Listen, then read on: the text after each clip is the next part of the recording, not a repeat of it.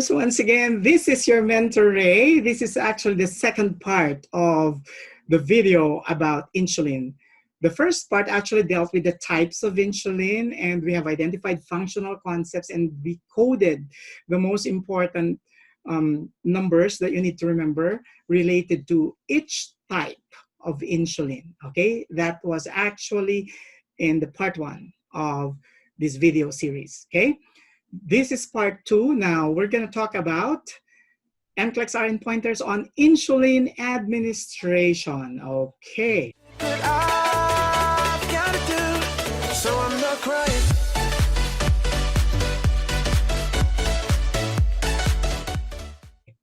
So let's begin. Reminder, to receive a PDF file of the essential aspects of this presentation, send us an email at this address, mentor.raygapuz@gmail.com. So let's try answering a sample question. For example, you're now seated in front of the computer, you have relaxed yourself, you have meditated, you've made your prayer, you visualized your dream, and all of a sudden, the first question that pops out of your computer screen is one like this. And it's asking you to mark with an X the letter below the type of insulin that the nurse should withdraw after injecting air into the regular acting insulin. And you have two vials labeled as regular and NPH. Regular is actually labeled as letter A, and NPH is actually labeled as letter B. Now, to be able to answer this question, you have to have a working knowledge on how to manually mix insulins, okay? So we will answer this question towards the end of the video. I will first prepare you by going through some concepts that I know would help you out deal with this question properly with confidence, and of course, using functional concepts, which has been the trademark of the Ray Gapuz system. Okay, let's begin with the functional concept. When injecting insulin, use different places within the same body area for consistency.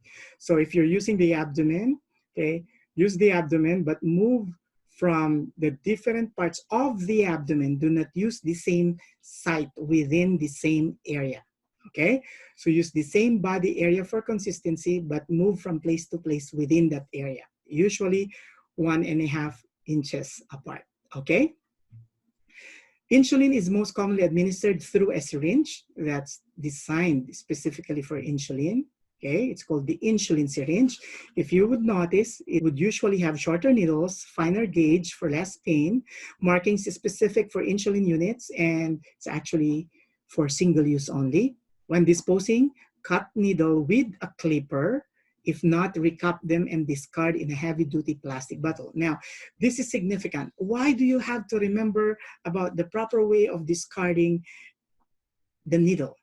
Okay, specifically the insulin syringe, the needle of the insulin syringe. Why? Because in some states, like the state of New Jersey, there could be as many as 750,000 insulin syringe or other types of syringe being discarded per day. So it's very, very important that you have to know how to properly discard the needle, okay? And of course, the syringe itself, knowing that it's for single use only, okay? Insulin, when administered subcutaneously, is injected in any of the following sites. Remember, about, so the abdomen, buttocks, on the hips, the upper arm, or the thigh, both front or the side of the thighs, okay? So let's pay particular attention now to the picture in front of the body. So you have the arms, okay, the thighs, and the area around the navel. So you have to stay clear of the 2 inches area away from the navel for your insulin injection. And of course, from the back, of course, the arms, the upper butt, the lower butt, and of course, the thigh. Now, if you are administering insulin to yourself, you have to make use of the parts in front of your body, because the insulin injection sites at the back of the body would be appropriate if you have somebody doing the injection for you. But if you're the only one who's injecting yourself, you're doing it to yourself, then it would be more appropriate if you're using the sites in front of the body. Okay, let's continue with our functional concepts. The abdomen is the preferred site for insulin injection. Why? Because the absorption could be even. Because if you use the upper arm and if you frequently move the upper arm, of course, the absorption could be a bit faster. Now, if you're using the thigh and you frequently walk, well, the absorption could also be faster. So it affects the duration of action of the insulin. But of course, if you are using the abdomen, usually, okay, the absorption rate is consistent, okay, because that area is very neutral. Not unless you love to do belly dancing, okay? So remember to stay clear of the 2-inch area surrounding your navel. Insulin absorption rate occurs from fastest to slowest in the following sites, arranged in order. Now, I'd like to highlight this functional concept because if you're given, for example, an item that would ask you to arrange which sites from fastest to slowest absorption of insulin, at least you'll know what to do. So that's going to be your AATB. So abdomen, arms, thighs, and then buttocks. So the fastest area for insulin absorption would be the abdomen, followed by the arms, and then the thighs and the buttocks. So the slowest absorption occurs in the buttocks, okay? Okay. Lipodystrophy and bruising are complications of repeated subcutaneous insulin administration. So lipodystrophy are of 2 types. It could be lipohypertrophy or lipoatrophy. Okay. Now, deep scarring in an insulin injection site is associated with lipoatrophy. So you'll see the indentations as we have on the picture. So this could be related to the atrophy of subcutaneous fats, okay? This is due to repeated insulin injection in the site, okay? Thickened rubbery tissue swelling in an insulin injection site is associated with lipohypertrophy, okay? So when there is a caving, so that's lipoatrophy. But when there's usually overgrowth of fats, that's lipohypertrophy. Now, to prevent lipodystrophy, inject at least 1.5 inches away from the last injection site. Okay, now let's talk about your insulin pump, okay? So this is one of the innovations of a lot of great minds in the health sciences. This functions like an artificial pancreas that facilitates secretion or flow of insulin into the blood if it is needed. So you have the pump, you have the battery, you have the screen, okay? You have the reservoir, and then you have the tubings that connects it to the cannula, okay? And then you have a needle. So this thing here that's colored blue is actually your insertion device. Now, the insertion device is used to facilitate the insertion of the cannula through the needle. So once the cannula has already reached the subcutaneous part, then the metal needle is removed together with this insertion device, okay?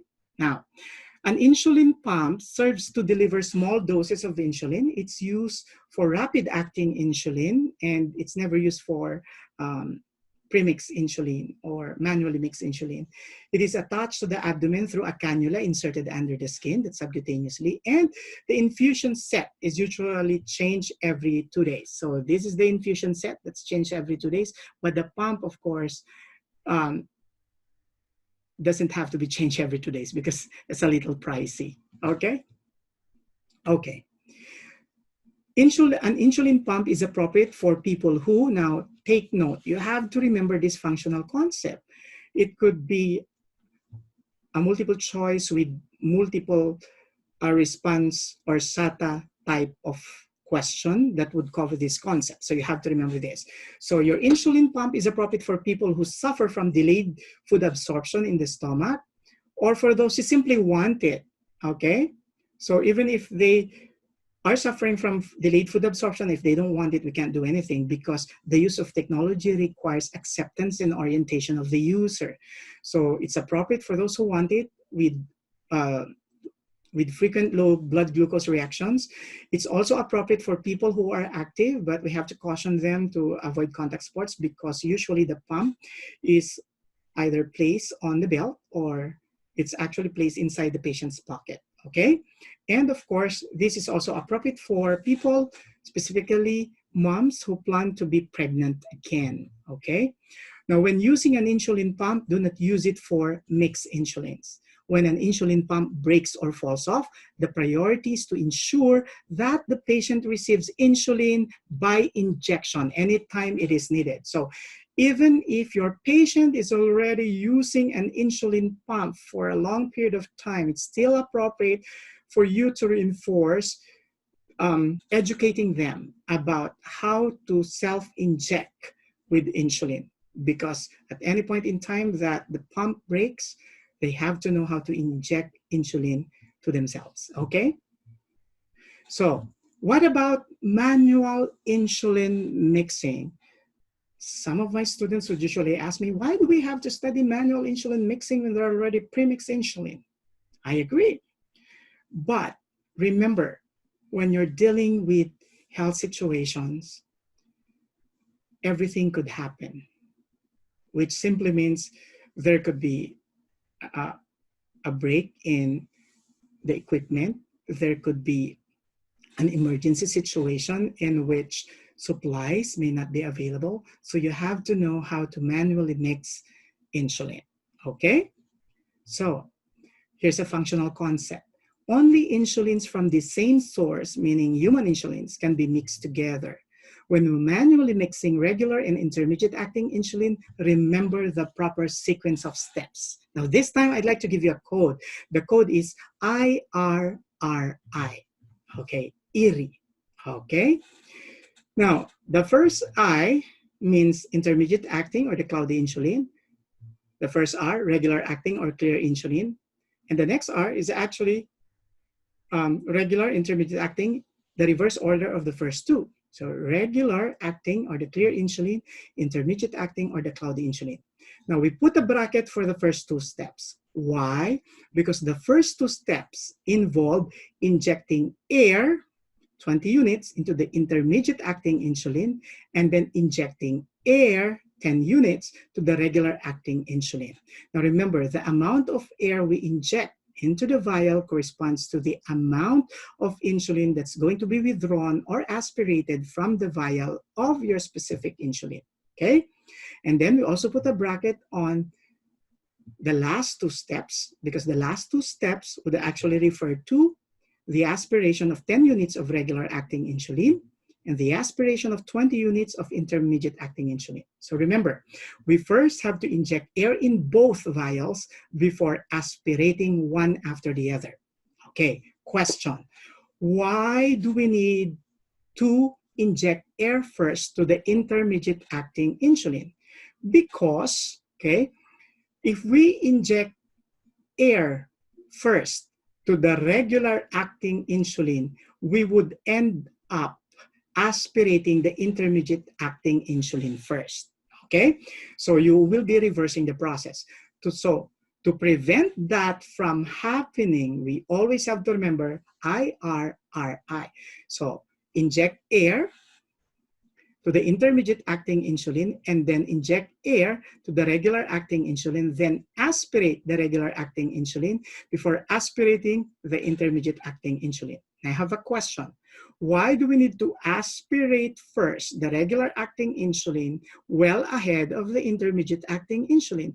Because your intermediate acting insulin would usually have a longer duration of action than your regular acting insulin. Therefore, if you aspirate the intermediate acting insulin ahead of the regular acting insulin, there's a tendency that you'll get the regular acting insulin contaminated with the intermediate acting insulin. Now, what happens if the reverse of that is done? So, well, if you aspirate the regular acting insulin first, even if the regular acting insulin gets mixed with the intermediate acting insulin eventually, there's no issue about it because the regular acting insulin will have a shorter duration of action than your intermediate acting insulin. So the intermediate acting insulin would still be okay. Unlike if it's the intermediate acting insulin that gets mixed with the regular acting insulin, then you contaminate the regular acting insulin with an insulin with a longer duration of action, and that's not appropriate. Therefore, it will be as an item, okay, arrange in order. So what do? Inject air into the intermediate acting insulin, and then inject air into the regular acting insulin. Then we aspirate regular acting insulin, and then aspirate intermediate acting insulin. Now, that is for a 4-step procedure because you have to prepare for a more advanced type of question. Now, what if the steps that were given are not in the usual 4 steps that we have here? What if you have 6 different steps that were given to you? And the 2 extra steps would be the steps that would tell you withdraw the needle. Where do you place it? Okay, sounds exciting. So all you have to do is to put the first withdraw the needle between injecting your intermediate and regular acting insulin, and the second withdraw the needle between the steps aspirating regular acting and aspirating the intermediate acting insulin, such that if you have 6 steps, this is how it looks like. Inject air into the intermediate acting insulin, then withdraw the needle. Inject air into the regular acting insulin. No need to withdraw the needle, as you now can aspirate the regular acting insulin. And after that, withdraw the needle. That's step number 5. And the last step, aspirate the intermediate acting insulin. Okay, so that solves one of the problems that a lot of nurses usually have when they're answering questions like this. It's because they simply memorize what they read. Now, when you're taking the test, you have to be prepared for variation. You have to know the what if. You have to reflect on what you've read and ask yourself, what if it doesn't come out like this? You have to be prepared. That's a reflective test taker. That's a test taker that utilizes functional concepts. Okay? So let's have a sample question. Which type of insulin has the fastest onset of action? If we're going to recall the concepts that we discussed in the first part of this video that dealt with the types of insulin, we will remember that insulin glargine is a long-acting insulin and the onset of action could be in 2 to 4 hours. NPH is an intermediate-acting insulin and the onset of action could be in 1 to 2 hours. Lispro is a rapid-acting insulin, and the onset of action could be in less than 15 minutes. And Humulin R is a short-acting insulin in which the onset of action could be in 30 to 60 minutes. So having that knowledge in mind, the correct answer, therefore, is option 3, Lispro. Excellent. Let's proceed.